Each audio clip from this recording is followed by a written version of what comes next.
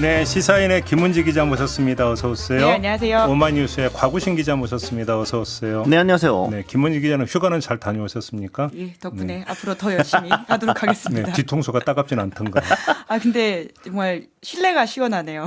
나가면 너무 덥습니다. 그건 맞아요. 예. 특히 방송사가 제일 시원해요. 예. 왜냐하면 기계를 보호해야 되거든요. 기계는 열에 민감하기 네, 때문에. 방송국 휴가를 하도록 네, 하겠습니다. 그래서 겨울에도 가끔 찬바람이 부는 곳이 방송사다. 이런 말씀을 드리면서 우리 곽우신 기자는 미리 다녀왔으니까 안 갈 거죠? 저요? 90, 299 약간. 근데 뭐 빠질 일은 없을 것 같습니다 이번 여름에는. 오. 네. 네, 남조골을 제가 못 봐갖고. 이제 또 가면 또 언제든지 대체될 수 있는 자원이기 때문에 자리 잘 지켜야죠. 왜 또 그런 식으로 얘기를 해요? 자, 특검 얘기부터 한번 해봅시다. 아까 윤건영 의원은 영장이 발부가 안 되면 그게 이상한 일이라고 하던데. 그렇죠. 예. 동의하십니까?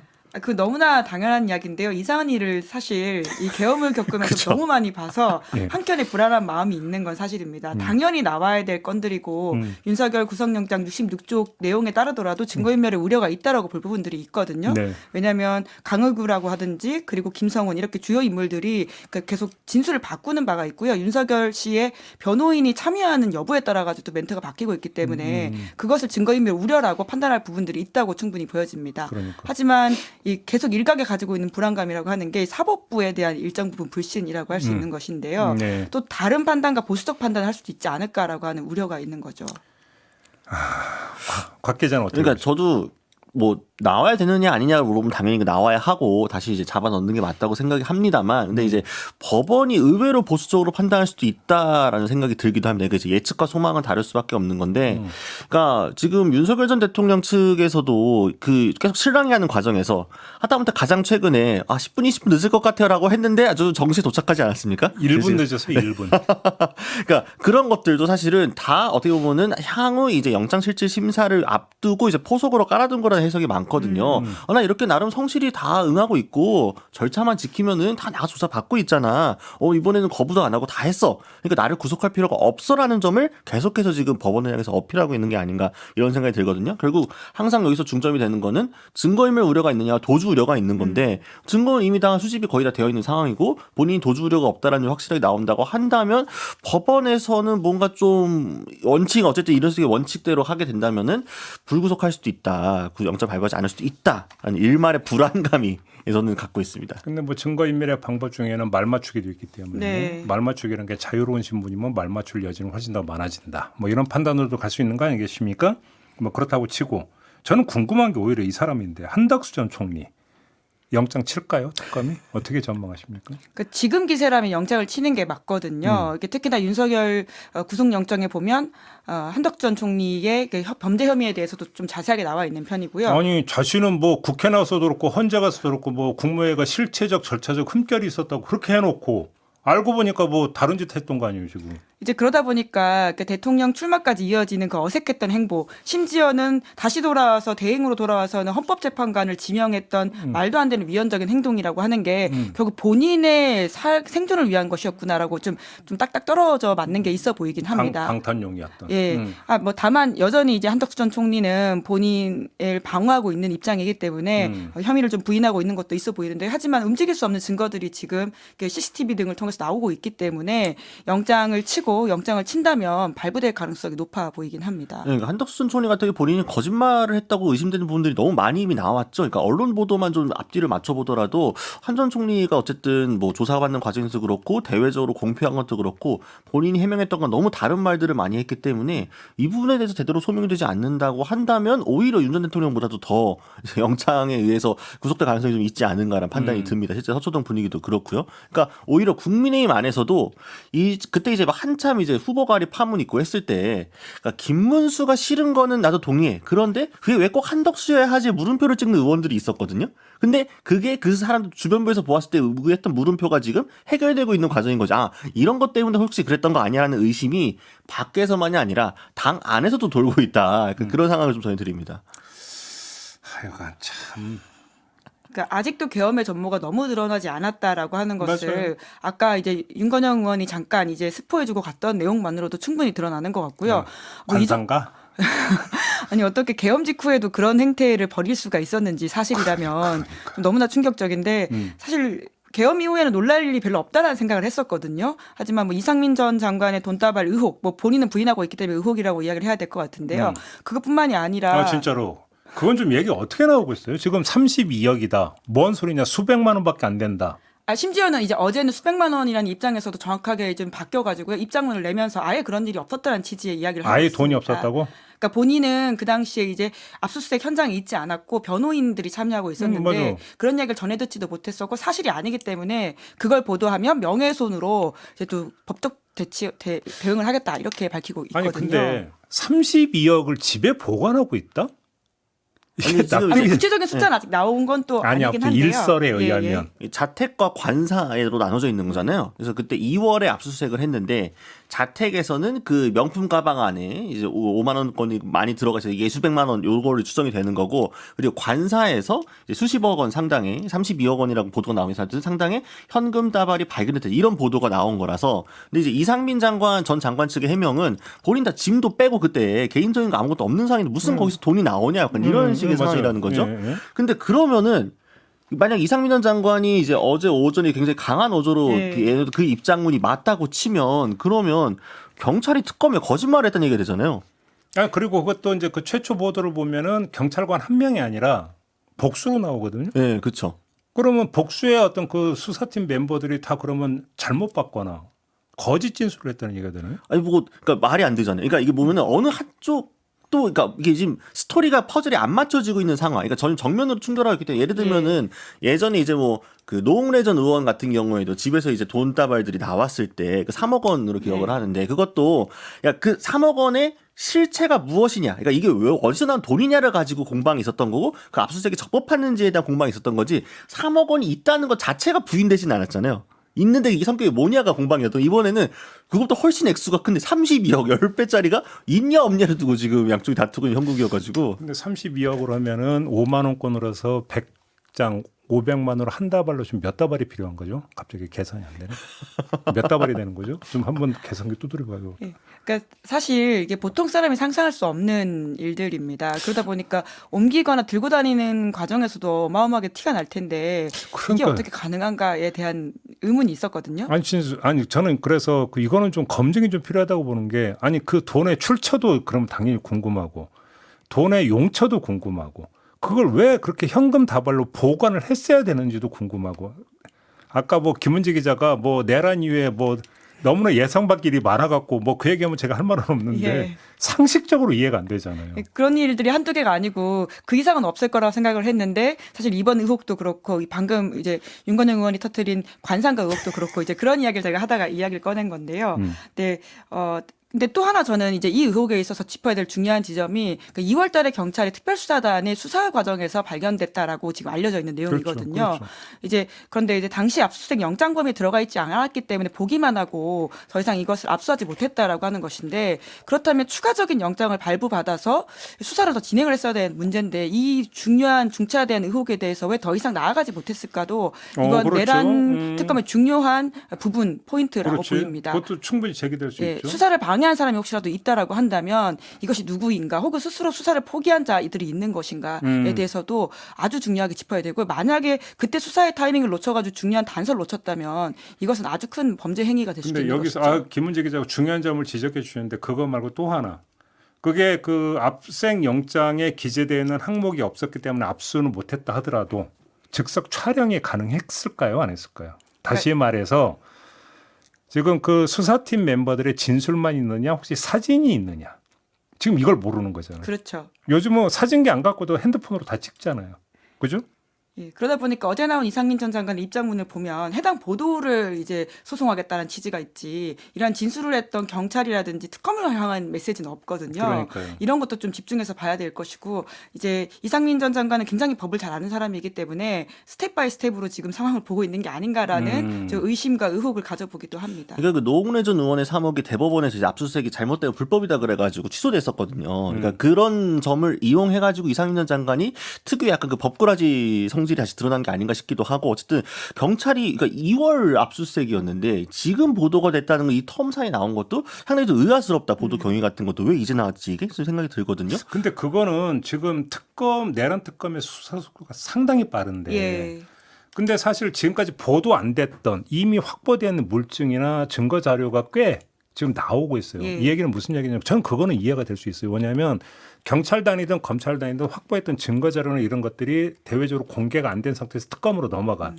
그래서 오히려 특검 속도를 올려줬던 측면들은 좀 있는 것 같아요. 이 점도 그 맥락에서는 이해는 할 수 네. 있다.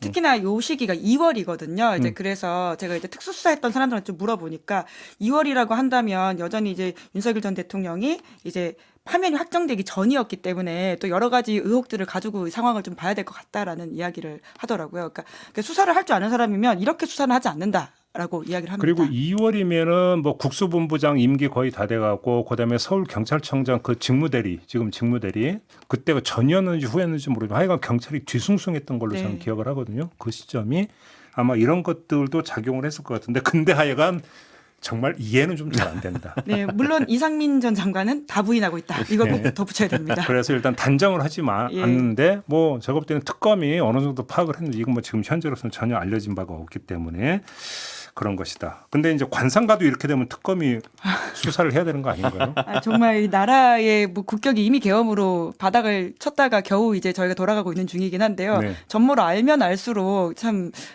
놀라운 단어들이 계속 나오고 있는 것 그리고 같습니다. 아까 용건영이 이제 가봤는데 개 수영장 맞더라 그러잖아요. 좀. 그건 개 수영장 아니고 도저히 해석이 안 된다고 보거든요. 그러니까 뭐 개수영장 할 수 있는데 그럼 이걸 거짓말하면 안 되는 부분인 것이고 그리고 그럼에도 불구하고 그렇게 많은 물을 사용했을까로 결국 이어져야 되는 문제 제기이잖아요. 넘어가요. 넘어가고 정치 얘기로 좀 넘어야 될 텐데 국민의힘 출입 기자님 네. 안철수 혁신위원장 어떻게 된 거예요, 이거? 안철수 혁신위원장은 이제 본인이 약간 좀 멍청했던 것도 있고 뭐 이제 또 이제 기대를 좀 과하게 했다, 좀 네. 어리석었다는 측면이 있다. 네. 그런 게 하나가 있고 두 번째로는 역시나 뭐 친윤 지도부가 친윤했다. 약간 이렇게 보면 될 것 같습니다. 기본적으로. 그러니까 안철수 위원장 같은 이제는 위원장이 아니죠. 안철수 의원 같은 경우에는 본인한테 혁신위원장 자리가 주어졌을 때 저는 뭐 진위를 의심하진 않습니다. 본인에게 전권이 주어질 거라고 생각을 하고 전당대회 불출마까지 이야기를 하면서 좀 해보려고 했던 거고 그 선결 과제로가 이제 두 가지가 있었던 거죠. 하나가 물론 처음에 안철수 의원이 기자회견에서 얘기하진 않았지만 지금 보도를 종합해보고 당사자들이 페북에 반발하는 걸 보면 쌍권.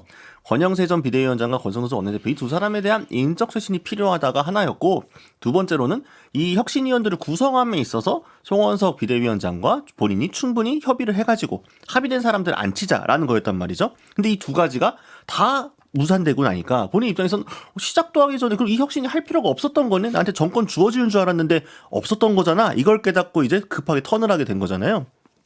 일단 아무튼 멍청하다는 표현은 판단 미숙 정도로 바꾸도록 하겠습니다. 네. 과거에도 뭐 알겠습니다. 네. 아무튼 계속해 네, 주세요. 아무튼 제 이름도 어리석으로 웁니다. 근데 어쨌든 그러니까 안철수 의원의 어떤 이런 판단 실수인지 뭔지 어쨌든 본인 입장에서 그러니까 이렇게 해봤자 의미가 없다. 내가 직접 전당대회에 나가가지고 뭔가 당의 혁신을 해보는 것이 낫겠다라는 식으로 나가고 있는 거고 이러다 보니까 혁신위가 지금 출범도 못하고 좌초를 하게 되는 건데 혁신위원 중 일부는 이미 사퇴 의사를 밝혔고요. 그리고 일부 같은 경우에는 안철수 의원이 이 사람 혁신위원으로 하자고 분명히 지도부 얘기를 했는데 전혀 반영이 안 됐다라는 거죠. 그래놓고 오전에 이제 그냥 땅땅땅에서 비례 통과시켰잖아요. 통과시킨 다음에 당에서 브리핑한 건 뭐냐. 이 명단은 안철수 위원장의 의견을 전폭적으로 수용을 한 거고 다 우리 합의를 한 거다. 아니 합의인데 당사자가 아니라고 하는데 이쪽에서 합의라고 그게 합의입니까? 그러니까 어쨌든 그러니까 이미 다 예견됐던 일이에요. 송원석 지도부는 혁신할 생각도 없고 의지도 없고 능력도 없는 상황에서 혁신의 들러리가 필요했던 것뿐인데 안철수 의원은 진짜로 본인이 혁신을 할 수 있을 줄 알고 나섰다가 이제 좀 면을 좀 구기게 된 거죠. 근데 아까 박정하 의원이 저는 지적한 게 맞다고 생각을 하는데 쌍권 문제를 제기를 하려면 맨 처음에 했거나 맨 마지막에 써야 된다. 다시 말해서 혁신위원장 제안 들어왔을 때 그러면 수락의 조건으로 그걸 걸든지 그렇죠. 예. 아니면 혁신이 운영을 쭉 한 다음에 맨 마지막 결론으로 그걸 던지든지 혁신의 방안으로 이랬어야 되는데 맨 처음도 아니고 맨 마지막도 아니고 도대체 이게 무슨 시츄에이션이야 이렇게 가는 거잖아요 지금 얘기가. 이제 그러다 보니까 이제 친한계를 비롯해서 이제 당권 경쟁자인 사람들은 결국 당권 레이스에 뛰어들기 위한 명분 아니냐라는 식의 의심도 하고 있는 거긴 하거든요. 그럼 처음부터 그렇게 의도를 했다라는 거예요? 뭐 꼭 의도는 아니더라도 이제 결과적으로는 그런 모양새로서 좀 수렴한 게 아니냐라는 의심이긴 합니다. 물론 안철수 의원의 뭐 해명과 반박은 다시 들어봐야 될 부분이긴 한데요. 그러니까 여튼 그 레이스 안에서 관심을 가지는 사람들은 그런 이야기들을 하는 걸 저도 좀 듣긴 했었어요. 그 얘기는 그러면 그러니까 어떤 해석이냐면 그렇게 쌍권 문제를 제기해서 그것 때문에 내가 혁신위원장 그만둔다라고 하면서 자신은 어떤 하나의 반윤의 어떤 기수로 이렇게 포지셔닝 한 다음에 그걸로 그러니까 경선에 나선다. 근데 그거는 지금 한동훈 전 대표가 있잖아요. 그러니까 반윤이라고 결국은 이제 그러다 보니까 안철수 의원의 정치적인 수에 대한 이야기가 나올 수밖에 없는 부분인 것 같은데요. 그러니까 원래라면 이제 안철수 의원은 이제 소위 말하는 친윤계와 적절한 관계를 유지하면서 그 비윤의 어떤 컬러를 같이 가지고 가면서 당권을 잡을 수도 있을 거라고 하는 기대감이 주변에 있었던 것 같습니다. 본인을 비롯해서 심지어는 뭐 친윤 그룹에서도 일정 부분 안철수 의원이 이번에는 뭐 혹시 당 대표를 할 수도 있지 않냐라는 식의 이야기가 있었는데요. 그러니까 이러한 파멸적인 결과들이 결과적으로 안 의원한테는 본인이 원하는 것도 그리고 당의 혁신도 아무것도 좀 하기 어려운 상황으로 가닥고 있어 보이긴 합니다. 그러니까 안철수 의원이 항상 어느 자리에 있든지 뭔가 어떤 제3의 포지션을 노리면서 되게 미스가 나는 경우들이 굉장히 많은데 이번에도 그러니까 안철수 의원 본인이 정치적 자산으로 그나마 가지고 있다는 게 뭐냐 이 전국에서 어쨌든 본인은 계엄의 반대 의사를 끝까지 밝혔고 그다음 이후로도 이 특검과 관련해서도 본인이 어떤 소신 표결을 했다라는 점에 있어서 뭔가 이 본인 자산을 하고 있는 거잖아요. 거기에 더해서 이번 대선 국면에서는 후보를 적극적으로 돕고 선거운동도 적극적으로 함으로써 친윤계의 마음도 일정 정도 얻으니까 말 그대로 하면 친윤 쪽의 포지션도 좀 가지고 가고 반윤 쪽 포지션도 가져가면서 친윤과 반윤 사이에 어떤 그 교집합을 만들어낼 수 있는 본인이 다 아우를 수 있는 그러니까 교집합이 아니라 합집합을 해볼 수 있는 해보겠다고 지금 이 포지션으로 간 거거든요. 근데 그 상황에서 지금 혁신위원을 맡았다. 근데 혁신위원 구성도 보게 되면 약간 이제 좀 개파색이 덜한 사람도 있고 이런저런 사람 들어가 있는데 본인이 그 첫 선결 조건으로 쌍권을 밀어내겠다고 얘기를 했다는 거는 이건 어쨌든 다시 친윤하고 적을 두겠다는 거잖아요. 그러니까 한마디로 친윤 쪽에서 받아들이기 어려운 선을 다시 건드리는 건데 그러니까 안철수 의원 행동이 갈짓자 행보라는 게 뭔가 사람들이 봤을 때 되게 합리적이고 뭔가 이 사람은 진짜 어떤 소신이 있구나 느껴지는 게 아니라 얘는 왜 맨날 왔다 갔다 하지? 이러고 지금 하게 되는 거거든요. 그러니까 본인만 이해하는 소신인 거예요. 본인만 납득하고 이해하는 소신과 어떤 그 정치 철학이라는 거를 가지고는 당원들을 설득하기 좀 어렵겠죠. 그러니까 애초에 사실 선거하기 어려운 조합이거든요. 그러니까 왜냐하면 안철수 혁신위가 출범하기 전에 이미 그 비대위가 꾸려져 있는 인선들을 볼 경우에는 뭐 김정재라든지 그리고 뭐 이상희 의원이라든지 이런 분들 소위 말하는 이제 TK 중심의 친윤들로 구성되어 있다는 평가들이 꽤 있습니다. 이미 비대위를 그런 식으로 구성을 해서 한 축으로 가고 있는 상황에서 혁신위가 처음부터 잘 출범할 수 있는 환경이었냐라고 봤을 경우에는 좀 어려운 꿈을 가지고 시작했다라고 하는 것이고요. 이제 그러다 보니까 오늘 조선일보의 사설 제목 자체가 그 혁신하는 척하려다 실패한 국힘 구주류들이라는 식의 표현까지 나와 있어요. 그러니까 애초에 어려운 정말 큰 정치적 수를 두지 않는 이상 선거하기 어려운 조건이었는데 그것이 빨리 온 것에 불과하다라는 생각이 좀 들기도 합니다. 근데 또 하나 이건 스킬의 문제인데 혁신위원장 저 안 합니다라고 그 밝히는 기자회견에서 굳이 전당대회 출마 얘기를 그때 했어야 되는 겁니까? 어? 아마 이제 안철수 의원 입장에서는 그게 더 솔직하다라고 생각할 수 있었을 것 같긴 근데 한데요. 그 얘기를 덧붙이는 순간에 이게 이걸 덮어버리는 거잖아요. 네, 게다가 아까 말했던 친한계 쪽의 의심이라고 하는 그러니까. 게 이제 자연스럽게 수렴될 수밖에 없는 상황이 되는 것이죠. 그런 경우에는 고뇌에 차가지고 정말 어떤 좌절무도 이런 걸로 막 하면서 혁신위원장 사퇴합니다라고 비장하게 한 다음에 뭔가 좀 그러니까 약간 한 2, 3일 자명을 하다가 그죠? 막 고뇌하는 과정을 거쳐서 전당대 출마라는 용단을 내리는 보통 이렇게 가야 되는 거 아닌가요? 이게?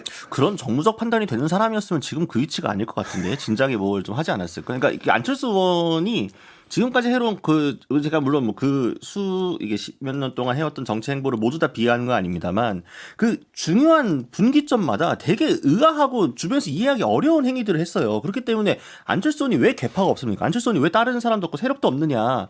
정치인인데 본인을 설득하고 도와줄 수 있는 주변 사람들도 지키지 못하는 게 안철수 의원이라는 사람의 정치적인 지금까지 검증된 능력입니다. 그러니까 본인 개파가 없으니까 친윤계 쪽에 좀 그 힘을 얻어가지고 하지 않으면은 어려운 상황이 된 거고 그런 상황에서 또 친윤계도 완전 그 포지션을 가게 되면은 본인이 가지고 있었던 나름의 혁신이라든가 이런 게 또 무너지니까 다시 또 거리를 좀 두려고 하고 그럼 그거를 관통하는 하나의 이 정치인의 소신이든 뭐든 키워드로 딱 정리가 돼야 되는데 뭐가 없는 거예요. 그러면 의심하는 거죠. 사람은 그냥 대통령 하고 싶어서 혹은 당대표 하고 싶어서 그냥 저러는 거 아닌가. 알겠습니다. 그러면 정리 삼아서 제가 그 두 분께 이런 질문을 드리겠습니다. 친윤들이 보기에 안철수 의원은 하루 강아지였을까요? 돈키호테였을까요? 글쎄요, 그러니까 5월 동주 하려고 했던 계획이 빠르게 실패했다, 뭐 이 정도로 이야기해야 될 것 같습니다. 그래요? 돈키호테 좀 더 가깝지 않을까요? 그런가요? 네. 네.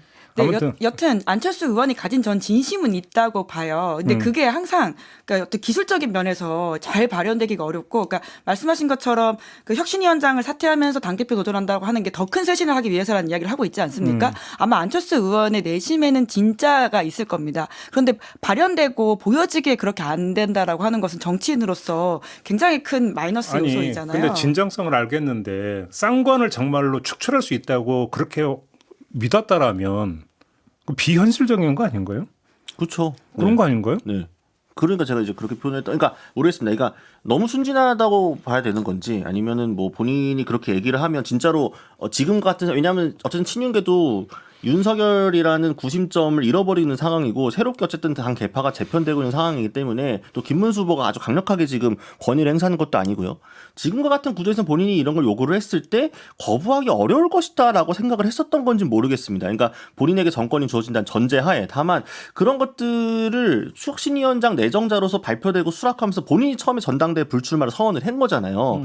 그걸 발표하기 전에 어느 정도 정리가 되어 있었어야 되는 건데 그러니까 본인 스스로도 전당대회 출마 여부를 며칠 만에 뒤집은 상황이 된 거잖아요. 그러니까 뭔가 이 말의 임팩트나 파워가 떨어지게 되는 거죠. 물론 기자들이 알아서 물어볼 겁니다. 만약에 어제 기자회견 때 전당대 얘기 안 했으면은 어제 백그라운드 브리핑에서 기자들이 가장 많이 물어봤을 거는 그래서 전당대는 어떻게 하실 거예요가 많이 나왔겠죠. 그리고 그때 안철수 의원이 뭔가 좀 고민도 좀 하고 아까 이제 진행자가 잘 짚어주신 것처럼 여러 행간들을 보고 이게 왜냐면 지금도 움직임이 안철수가 혁신 후보를 띄우려고 했는데 친윤계 이 기득권 지키기 때문에 좌절되었어. 그래서 지금 당내 반발이 나오고 있어. 그러면 구도가 형성이 되면서 사람들이 모이고 이걸 바탕으로 전당대 때 진짜 내가 혁신 전당대회 만들어가지고 메스가 아니라 칼 되겠다는 메시지가 그 다음에 나왔어야죠. 그러면 이제 이 흐름이 맞춰지면서 진정성도 보이고 안철수 의원이 이번에 뭔가 좀 국민을 바꿔볼 해보는구나라는 서사가 생기게 되는 건데 이게 본인의 어떤 정치적인 욕심 때문인지는 모르겠습니다만 이 스텝이 꼬이게 되면서 다시 한번 이번에도 스스로가 스스로의 그 좀 잘 나올 수 있는 효과를 반감하는 그게 있다 항상 매번. 알겠습니다. 본인 발목을 본인이 좀 잡는 그나저나 스탠스가 있습니다. 그래서 혁신위원회 다시 꾸린답니까? 어떻게 된답니까? 어제 송원석 비대위원장이 관련 질문을 여러 번 받았는데 답을 하지 않았습니다. 계획이 없다. 알겠습니다. 그리고 이번 전당대회 때 안철수 의원이 이제 혁신 들고 나오면 오히려 전당대회 흥하고 좋은 거 아니냐라고 애써 얘기했습니다. 이번에는 추경안 통과 이후에 두 장면에 대해서 한번 좀 질문을 드리겠는데 먼저 요 며칠 뉴스의 중심에 서 있는 박수영 의원 어떻게 평가하십니까? 그러니까 당 안에서 뭐라고 합니까? 당 안에서요? 박수영 의원은 약간 좀 뭐랄까요? 이제 말을 좀 조심해야 되니까. 그러니까 박수영 의원이 당 안에서도 그렇게 인기 있는 스타일은 아닙니다. 네. 요번 주장에 대해서 뭐 평가가 어떻게? 아니 뭐냐면 이것도 친윤계들 사이에서 감정적으로는 동의하는 사람들이 있을 거예요. 25만 원 지원금 이거 어차피 대행이 아니 안 받아. 이렇게. 그래서 이거에 대해 사실은 어차피 추경에서 결정되고 난 상황이기 때문에 당에서도 주요 의제를 갖고 되게 정교하게 싸워야 되는 포인트인 거잖아요. 근데 거기다가 부산 시민은 25만 원 안 좋아합니다. 안 받습니다. 이렇게 얘기를 질러버리니까. 그러니까 박수영 의원이 그전에 본인이 어떤 정치적 행보를 할 때 본인이 뭔가 진정성인지는 모르겠습니다만 뭔가 소통이 잘 안 된다는 그게 있어요. 예전에 뭐 단식한다 뭐 한다고 했을 때도 왜 갑자기 막 이런 식의 의함들이 있는 거거든요. 당에서는. 그러니까 보니까 이번에도 이 25만 원 전선은 국민의힘에서 굉장히 중요한 전선입니다. 잘 싸워가지고 비판해야 되고 이제 이재명 정부를 공격해야 되는 포인트인 건데 박수영 의원이 그렇게 해버리고 나니까 바로 당연히 부산 시민들 중에서 받기 싫은 사람도 있겠지만 당연히 받고 싶어하는 사람들도 많을 거 아니에요. 그럼 뭐냐? 박수영 혼자 다 대표하는 거냐? 그러면서 그리고 해수부 이전은 또 찬성을 하고 주는 건 주고 받는 건 안. 바로 거기서 네. 해운대구 의회는 또 부결시켰잖아요. 그렇죠. 해수부 이전 결의안에 대해서. 네. 그러니까 저는 궁금한 게 박수영 의원의 그런 어떤 주장이나 해운대구 의원들의 이런 어떤 행태가 부산 민심에 어떻게 영향을 미칠까가 좀 궁금한데 국민의 입장에서 좋을 거 없는 거잖아요. 네, 이제 그러다 보니까 내년에 지방선거가 있지 않습니까? 그러니까 튀는 행보를 하는 의원들의 어떤 해석에는 항상 내년 지방선거에 출마를 염두에 두는 게 아니냐라는 식의 의혹이 따라붙거든요. 네. 그러니까 박수영 의원의 적극적인 메시지와 이게 결국 이제 본인이 하고 싶었던 말은 25만 원에 대한 비판도 있지만 산업은행이 더 중요하다 뭐 이런 식의 이야기를 결국은 끌고 자신의 갔습니다. 지역구인 남구에. 네, 그렇죠. 예. 이제 그러다 보니까 지역 발전을 위해서는 이게 더 중요하다는 식의 이야기를 끌고 가고 있는데요. 이제 이런 것들이 전반적으로 그런 또 지방선거를 염두에 둔 게 아니냐라는 식의 이야기가 나오고 있긴 한데 내가 남구 발전에서 이렇게까지 욕먹으면서도 나는 헌신했다. 이런 모습 부각? 네, 근데 그것이 과연 말씀처럼 실제적으로 가닿는 민심이 얼마나 호응이 될지는 잘 모르겠습니다. 그러니까. 왜냐하면 전 국민 보편적인 지원금이라고 하는 것은 사실 국민의힘 안에서도 그 전략에 대해서는 굉장히 좀 조심스럽게 접근을 합니다. 그러니까 정책적으로는 비판을 할 수는 있어도 여튼 이 현금이 나간다라고 하는 것에 대한 즉각적인 보통 사람들의 반응이라고 하는 것이 아주 직관적이지 않습니까? 그것을 먼저 하지 못해서 실패했다라는 식의 이야기가 의원총회에서 나오기 정도로 굉장히 조심스럽게 접근해야 될 부분인데 이렇게 나가니까 좀 곤란한 것이죠. 알겠습니다. 두 번째, 이제 민주당으로 가서 특활비 논란. 자, 이건 뭔가 당 안에서 정리가 된 걸로 봐야 됩니까? 어떻게 봐야 되는 겁니까? 사실 계속 비판의 목소리가 나오고 있는 것이고요. 네. 이제 다만 이제 지난주에 통과시킬 때 부대 이제 내용을 넣지 않았습니까? 이제 검찰 개혁이 다 될 경우에 이제 한다라고 했지만 이제 결과적으로 이제 검찰 특활비와 관련해서 비판을 안 받을 수 없는 상황이거든요. 그리고 정부의 5년간 그 검찰 개혁이라고는 아젠다를 계속 가져가는 의원들의 앞으로의 정치 인생을 생각한다면 또 이 시기적으로 다른 게 있습니다. 그러다 보니까 본인들이 계속해서 이야기들을 강하게 주장하고 해냈다라고 하는 것이 또 중요한 본인들의 뭐 소명 의식 같은 것도 있어 보여서요. 이게 계속 좀 엇박자를 낼 모습을 보이긴 합니다. 사실 검찰 특활비만이 아니라 지금 전반적인 검찰 개혁에 관련된 인사 관련된 이슈들도 지적이 그렇죠. 나오고 있잖아요. 맞아요. 예, 예. 이제 거기가 맞물려 가지고는 이제 계속 뭐 어떻게 보면 굿캅 배드캅 역할을 나눠 하는 걸 수도 있겠지만 그럼에도 불구하고 비판하지 않을 수 없는 지점에 대해서는 또 민주당 안에서도 큰 당이기 때문에 이제 좀 결이 좀 나뉘고 있는 모습이기도 근데 하고요. 일각의 해석은 이런 거잖아요. 대통령이 특활비가 필요해서 그거 이제 넣다 보니까 모양새가 거시기 해가지고 검찰 특활비가 했다. 뭐 어떻게 보세요? 근데 저는 약간 그 두 가지 문제는 좀 다른 걸로 보이거든요. 그러니까 이제 대통령실 특활비 같은 경우에도 지난번에 이제 막 깎고 뭐 했던 것도 이거 어떻게 쓰는 건지 제대로 이제 투명하지 않고 정말 이 정부가 대통령실 일을 하고 있는지 맞는지에 대한 의문이 있다 보니까 소명만 하면 편성해 주는데 그랬죠. 네. 소명을 안 해주니까 예. 편성. 그래서 경호처는 소명해 줬다면서요. 그렇죠. 그러니까 결국 그 소명의 문제인 거고 그 당시 대통령실이 어떻게 일을 하고 있었느냐의 문제인 거고 지금 정부가 만약에 이제 정부가 바뀌고 정권이 바뀌었는데 이 정권에서 특활비 써놓고 똑같이 소명 제대로 안 하고 뭐 영수증 안 내고 가리고 뭐 버팅기고 이렇게 나간다. 그러면서 국가 안보만 운운한다. 그러면 내로남불이 맞죠. 그러면 이거 비판받아야 되는 게 맞는데 해전부가 출범해가지고 특별한 특활비를 달라고 하는 건데 그 편성했다고 이거 사과하라고 가라고 하는 건 저는 야당의 포인트 잘못 짚은 것 같다. 검찰 특활비는 조금 성격이 다른 부분이라고 보고요. 대통령실 특활비. 대통령실 그래서 우상호 수석이 그리고 그래서 저기 그때 그 김은혜 의원하고 가가지고 항의서한 유상범 의원하고 들고 갔잖아요. 막 결연한 표정으로 갔는데 우상호 수석이 받으면서 아유 뭐 미안하게 됐습니다 이러면서 상황이 바뀌어가지고 했잖아요. 저는 그 좋은 제스처라 그리고 받았잖아요. 받고 나니까 사실 그때 국민의 의원들 할 말이 없어요. 뭐 그치 하고 끝났잖아요. 그러니까 그렇게 하고 가면 되는 겁니다. 편성하고 잘 쓰고 잘 소명해서 하면 되는 부분인데 검찰 특활비 이제 검찰 개혁 문제하고 맞물려 있는 부분이고 이미 야당이 항의해서 나갔잖아요 중간에. 네. 예산결산 특위까지 통과가 대난이잖아요. 근데 그거를 본회의 올리기 전에 의원총회에서 싸우느라고 무한 딜레이 되고 한다? 전 이거는 민주당이 많이 실수한 거라고 봅니다. 그러니까 안에서 충분히 비판하고 싸우고 논의하고 토론해야 되는 부분은 맞는데 그거는 상임위 그 본회의 넘어가기 훨씬 전부터 미리 준비가 잘 됐을 때는 거죠. 그 뒤늦게 들고 원내 지도부도 문제고 그 의총장에서 그렇게 식으로 항의하고 이제 좀 총국이 빚어지는 것도 문제라고 보는데 이제 민주당이 여당이기 때문에 그런 부분은 미리미리 잘 정리해서 교통 정리해서 가지고 가는 게 국민적 신뢰를 쌓는 길이라고 알겠습니다. 봅니다. 그나저나 국민의힘 지금 이제 대통령 거부권도 없는 거고 연전연패잖아요.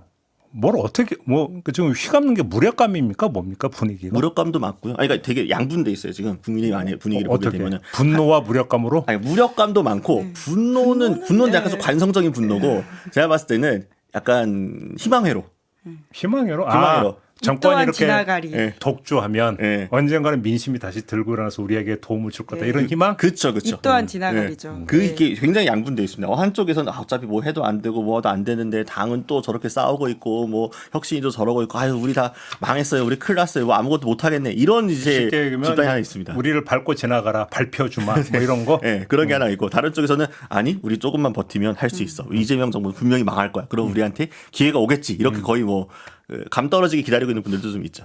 그 예전에 모 의원이 그런 이야기를 하더라고요. 그러니까 눈이 내릴 때는 쓰는 게 아니다. 그러니까 지금 이제 국민의힘 전반적 분위기는 눈이 내리고 있는 것이고 이 눈은 그냥 맞고 가는 것이지 어떻게 할 수 없다라는 식의 뭐 좋게 말하면 무력감인 것이고요. 뭐 나쁘게 말하면 아까 정신승리라고 볼 수 있는 것일 텐데 어차피 이건 지나간다. 그리고 지금 시기에 우리가 잘할 수는 없다라고 생각하고 있는 것 같습니다. 그리고 지금 잘해봤자 뭘 할 수도 없다. 어차피 선거 때 잘하는 게 중요하다라고 하는 제가 누차 말씀드리지만 윤상현 의원이 이야기했던 1년 지나면 까먹는다라고 하는 그 기조를 본인들 스스로도 생각하고 있는 것 같고요. 그러다 보니 지금 뭐 지지율이 굉장히 낮고 TK나 대구에서도 뭐 하냐고 지지자들이 화를 낸다라고 하지만 그것은 보수 언론 중심으로 나오는 정신 차리라고 하는 매서운 이야기에 불과하지 실제로 거기에 있는 의원들한테 그렇게 가닿는 이야기라고 보기는 어렵습니다. 의원들 입장에서는 선거 돼봐라 또 다 돌아온다 뭐 이런 생각? 있죠. 그것도 미래가 그렇고 있죠. 결국은 지금 혼나는 건 중요하지 않다라는 것이죠. 그렇죠. 근데 그러면 지방선거에 좀 어떤 그 낙관을 하고 있다는 얘기입니까 혹시?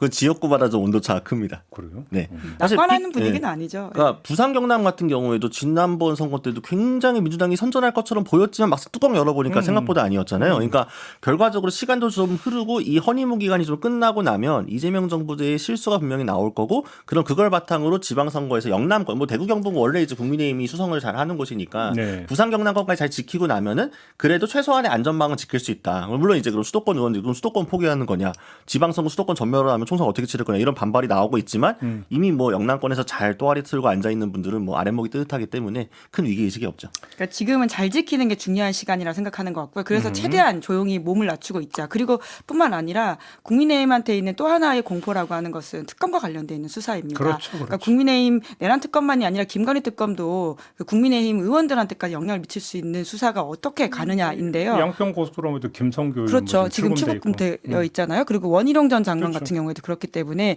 이 불똥이 어떻게 나한테까지 틀지 모른다라고 하는 것 때문에 최대한 조용히 있자라고 하는 기조라고 보는 게 맞는 것 같습니다. 그냥 말 그대로 그냥 관망 상태. 네, 이제 그러다 보니까 답답한 조선일보만 당장 지금 의원직 불출마 선언하라고 어제 뭐 그런 칼럼이 나오지 않았습니까? 굉장히 빠른 이야기임에도 불구하고 이제 한쪽에선 그런 이야기가 나오지만 전혀 가닿고 있다고 보기 좀 어려운 분위기입니다. 총선이 3년인데 뭐 벌써. 네, 알겠습니다. 오늘 이야기는 좀 이 정도로 마무리하도록 하겠습니다.